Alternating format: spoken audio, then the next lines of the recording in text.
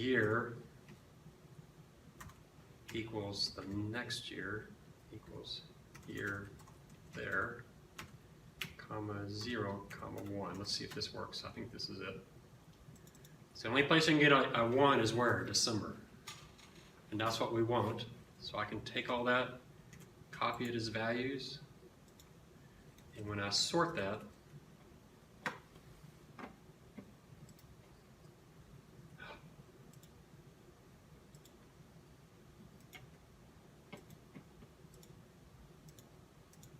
I should just end up with my years. That makes sense? And so I got 87 through 2015. So what's the return? Ending divided by beginning minus 1. I now have annual returns for the stock market. So how easy was that? Going back to 1987. Everybody see how it's pretty easy to do. So I've got my market. I'm going to price the bonds off the 2 Vanguard bond funds. How do I do that? Exactly what I just did with the stocks. And there, make sure you use the adjusted close because bonds pay really high dividends because they're bond funds. All right, so I've got everything priced, but what? I got to price my swap using the duration convexity file for the swap and the changes in swap yields from history, substituting the change in the 10-year yield for earlier years. That all makes sense?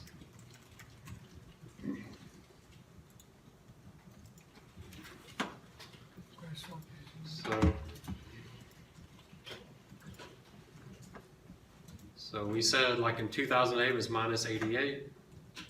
So we set up our swap here, and I did that starting. Where did I get the starting yield? Remember I got that from whatever the current swap yield is.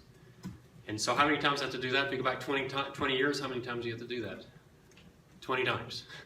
And you just keep recording what the value of the swap is. Remember the swap starts at 0. So you just starting point, that's 1183. What's the change? All you want, the swap's really worth 0, but what is it worth now? It's the ending value minus the beginning value. It's now worth 258. So even though it says the principal, remember this principal is a notional amount. It's really 0. So the true market value of the swap is only the change in the values. So whatever that is. What if interest rates? Let's see, what else do we have here? What about when interest rates rose 71 basis points? They rose 71 basis points, then you just do that, plus 0.0071. Then your swap would be worth negative 168. And you put that, and that's okay, that negative 168. Why is that all right? Because your liability probably fell 150, 160. All right, so you price your swap. And then what's the last thing you do? Price your liabilities using the converted Excel duration convexity spreadsheet. Why is it converted? Because I remember this is the one I plugged in the actual cash values, expected forecasted cash flows for the pension plan, right?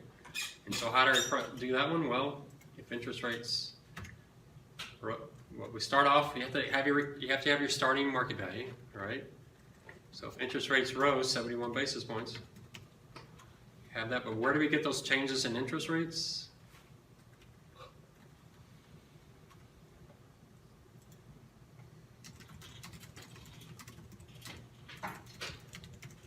From the BBB rated bond, right? Y'all remember that?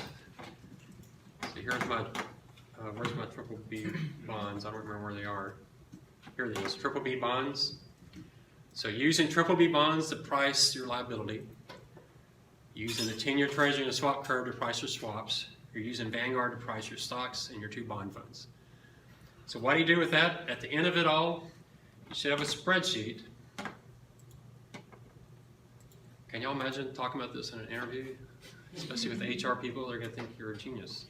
You can make this sound a lot more complicated than it really is. But what do you have to do at the very, very end? Your ending goal is to have years down here. Maybe you go back to 1986. And you're going to value your portfolio. What does your portfolio consist of? Stocks, short-term bonds, long-term bonds, and a swap. You're going to value your liabilities.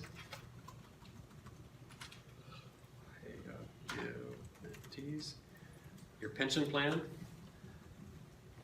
But so each one of these you're going to have a value. You might do these as returns. You might have negative 0.33 plus 2, whatever. You value your long-term bonds, short-term. You value your swap, or you might, I don't know. You have to figure out how you can collect the data. But at some point, you're going to have to build the three options. What's one option? One option is you have 75% in stocks, 25% in bonds. Your liabilities are always your liabilities, right? How you allocate your assets doesn't change your liabilities. What's your second option?